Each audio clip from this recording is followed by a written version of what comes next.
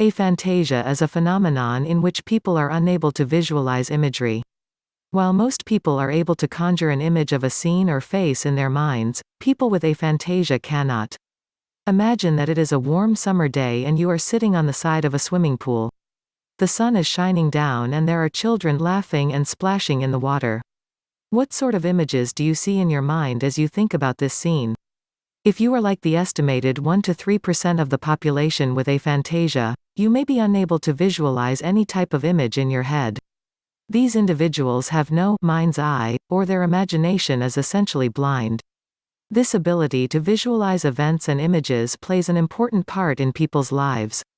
People often visualize scenes, people, experiences, imaginings, objects, and planned events, among other things.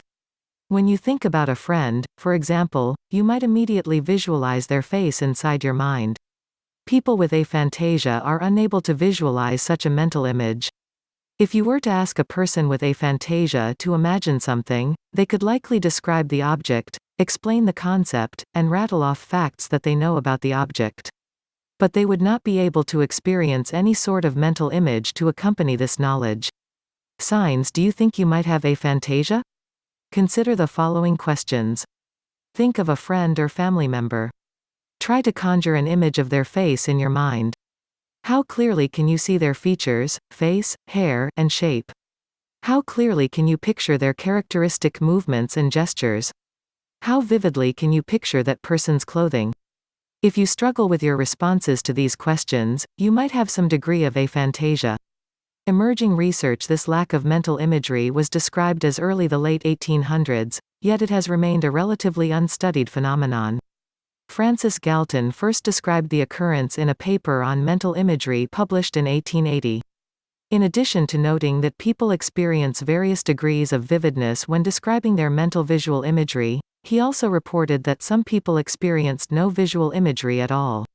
The condition is still largely unstudied and remains poorly understood, although further research is underway. Much of the available information stems from a few small studies and anecdotal accounts from people who have described their symptoms. It was not until the publication of additional studies that interest has grown in the topic. The 2015 study introduced the first use of the term aphantasia and has led to a renewed interest in the phenomenon. 1. The authors of the groundbreaking study were approached by a patient MX, who had recently lost his ability to visualize information following minor surgery. In 2005, a retired 65-year-old man visited a neurologist named Adam Zeman of the University of Exeter Medical School. The man, referred to in the literature as MX, had undergone a minor surgery after which he realized that he could no longer visualize images in his mind. Zeman's search of the medical literature turned up little to explain why the man could no longer generate visual images within his mind's eye. Researchers have long debated exactly how this ability to visualize inside the mind works and the role that it may play in planning and memory. While the patient described experiencing almost no imagery, his performance on tests of perception, visual imagery, and visual memory were all normal. After the details of the patient's case were published in 2010, the researchers were approached by numerous individuals who described experiencing similar symptoms all their lives. 2. Another study conducted by researchers from the University of New South Wales investigated the question of whether people with aphantasia were really unable to form mental images or if they simply had poor recall of these images. 3. Using a technique called binocular rivalry, the researchers told participants to imagine an image. Two different images were then shown to the participants via a 3D headset. One eye saw one image, while the other eye saw a completely different image. When told to imagine one of these images beforehand, people without aphantasia are more likely to see the image they had previously envisioned. There was no such correlation between the imagined image and the dominant image people saw.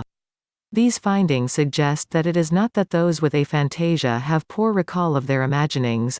They literally have no such visual imaginings to begin with. Possible explanations: while research is limited, the available findings offer some clues as to what might explain aphantasia. In MX's case, functional MRI scans found that brain activation patterns when looking at pictures of famous faces had no significant differences from normal controls. 2. However, when the patient tried to visualize imagery, there was a significant reduction in activation patterns across posterior networks, while frontal region activity was significantly increased compared to controls. The researchers suggest that this indicates the patient relied on a different cognitive strategy during the imagery task. The authors further propose that such results indicate that performance on visual memory and visual imagery tasks are not dependent upon the actual experience of visual imagery. Aphantasia and memory. When people normally cue a memory, they are often able to imagine events almost as though they are replaying a video of the experience. They often recall specific imagery that stands out about the memory. For people with aphantasia, memories of events are often comprised simply of a listing of facts. While the exact nature and impact this condition are not yet clear, research does suggest that aphantasia may have a negative impact on memory. Someone with aphantasia might remember the day they were married, names of the people who attended, and even what the weather was like that day, but they will not be able to form a mental image of the events of the event. Some of those affected by the condition have also reported difficulty when recognizing faces or navigating spaces. This lack of visual memory might have some possible advantages, however. Because aphantasia leads to a lack of visual imagery, people could be less likely to be troubled by intrusive recollections or disturbing flashbacks. People with aphantasia do experience visual imagery while dreaming. This suggests that it is only intentional, voluntary visualization that is affected by this phenomenon. Zeman explained to the BBC's Science Focus magazine that this is possible because what the brain does during wakefulness is different than what it does while dreaming. The imagery of dreams originates from bottom-up processes controlled by the brainstem. Visualization, on the other hand, requires top-down processing that originates in the brain's cortex. Living with aphantasia, not being able to visualize people and places can be distressing for people with aphantasia. Not being able to picture the face of a loved one who has passed away, for example, can be upsetting. The available studies suggest that having aphantasia does not necessarily hurt a person's success in life. People from all walks of life experience this phenomenon, including successful doctorate students, engineers, and other professionals. It is important to note that this phenomenon is a normal variation of human experience, not a condition that requires treatment. This doesn't mean that it might not have an effect on different aspects of your life, however. Mental imagery also plays a role in learning, so not being able to visualize scenes in your mind may make certain aspects of learning more difficult. Point 4. A number of questions remain about this phenomenon, including just how prevalent it may be and whether it might have a genetic component. More research is needed. Researchers suggest that future investigations of the condition not only focus on its causes and effects, but also on possible ways of improving the ability to mentally visualize. Further research and a better understanding of the condition are needed to make such recommendations, however. If you suspect you might have aphantasia, consider exploring some new memory strategies.